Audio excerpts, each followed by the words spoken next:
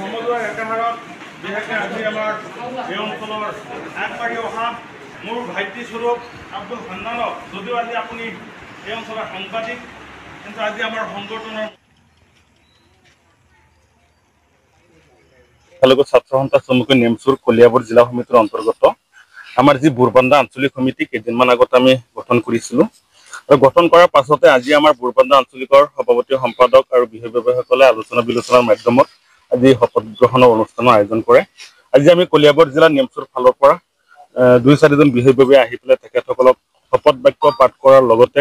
সাংগঠনিক দিশত কেনেকৈ কাম কৰিব কি কথা সেই বিষয়ে আমি আলোচনা কৰোঁ আৰু উক্ত আলোচনাৰ জৰিয়তে এই অঞ্চলৰ যিহেতু নগাঁৱৰ ভিতৰত একেবাৰে পিছপৰা অঞ্চল নদীৰ দাঁতিকাষৰীয়া অঞ্চল এই অঞ্চলত গৰাখহনীয়া হৈ আছে প্ৰত্যেক বছৰে বছৰে বানপীড়িত ৰাইজে বহুত কষ্ট কৰিবলগীয়া হৈছে। আমি আমাৰ দ্বাৰাই যাতে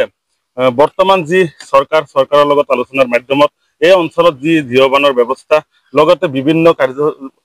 কাৰ্যসূচী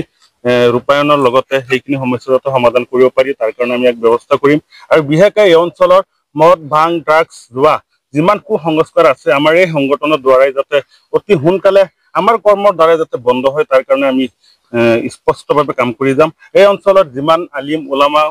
যুৱ সমাজকৰ্মী সাংবাদিক বন্ধুসকল আছে তেখেতসকলৰ লগতো আলোচনা বিলোচনাৰ মাধ্যমত আমাৰ এই অঞ্চলখন কেনেকৈ আগবাঢ়ি যাব পাৰে তাৰ কাৰণে আমি সম্পূৰ্ণৰূপে কাম কৰিম বুলি আজি আলোচনা কৰা হয়। আমাৰ প্ৰায় 31জনীয়া কমিটি গঠন কৰা হৈছে আৰু নতুন নতুন সদস্য আজিও আহিছে। ইতিমধ্যে আমাৰ সভাপতি সম্পাদকক আমি দায়িত্ব দিছোঁ আলোচনাৰ মাধ্যমত তেখেতসকলক দায়িত্ব দিবৰ কাৰণে। হয়, আমাৰ কলিয়াবৰ